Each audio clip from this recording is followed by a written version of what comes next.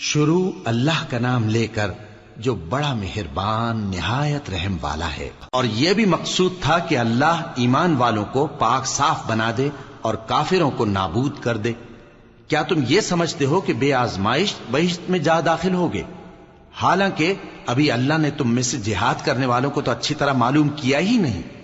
اور یہ بھی مقصود ہے کہ وہ ثابت قدم رہنے والوں کو معلوم کرے، اور تم موت شہادت کے آنے سے پہلے اس کی تمنا کیا کرتے تھے، سو تم نے اس کو آنکھوں سے دیکھ لیا۔ اور محمد صلی اللہ علیہ وآلہ وسلم ایک پیغمبر ہی تو ہیں، ان سے پہلے بھی بہت سے پیغمبر ہو گزرے ہیں۔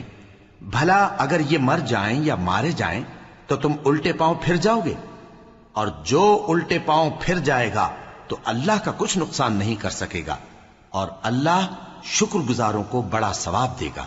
اور کسی شخص میں طاقت نہیں کہ اللہ کے حکم کے بغیر مر جائے، اس نے موت کا وقت مقرر کر کے لکھ رکھا ہے، اور جو شخص دنیا میں اپنے اعمال کا بدلہ چاہے اس کو ہم یہیں بدلہ دے دیں گے، اور جو آخرت میں طالب ثواب ہو اس کو وہاں اجر عطا کریں گے، اور ہم شکر گزاروں کو عنقریب بہت اچھا صلہ دیں گے۔ اور بہت سے نبی ہوئے ہیں جن کے ساتھ ہو کر اکثر اہل اللہ دشمنوں سے لڑے ہیں، تو جو مصیبتیں ان پر اللہ کی راہ میں واقع ہوئیں ان کے سبب انہوں نے نہ تو ہمت ہاری اور نہ بزدلی کی، نہ کافروں سے دبے۔ اور اللہ استقلال رکھنے والوں کو دوست رکھتا ہے۔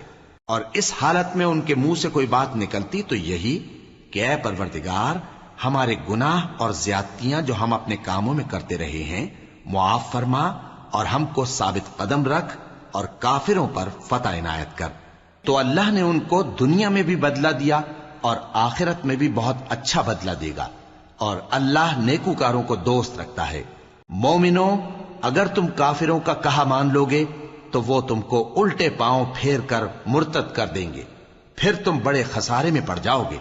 یہ تمہارے مددگار نہیں ہیں، بلکہ اللہ تمہارا مددگار ہے، اور وہ سب سے بہتر مددگار ہے۔